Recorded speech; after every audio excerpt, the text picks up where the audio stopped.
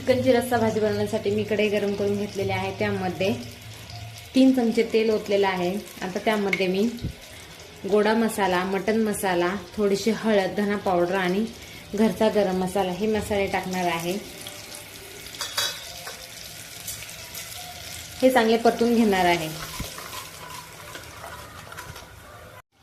हे मसाले चांगले परतून घेतलेले आहे। आता त्यामध्ये कांदा, लसूण, कोथिंबीर आणि अद्रक यांची पेस्ट टाकून हे चांगलं परतवून घेते।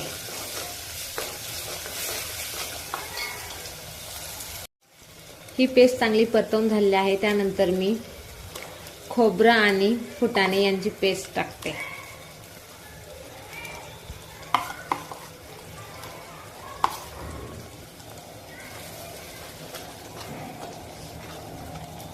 आता हे सर्व वाटण एकत्र मिक्स करून घेते आणि चांगलं परतवून घेते।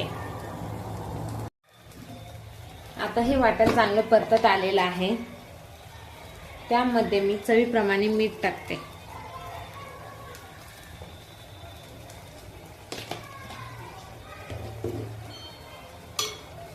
हे पुन्हा एकदा चांगलं परतवून घेते। आता मसाला हा चांगला परतवून घेतलेला आहे। आता त्यामध्ये मी हे शिजलेलं चिकन टाकते। हळद आणि मिठामध्ये मी शिजून घेतलेले आहे धना पावडर।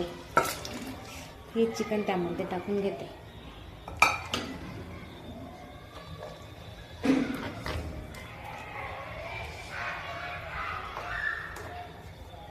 आता मी यामध्ये गरजेनुसार पाणी ऍड करते।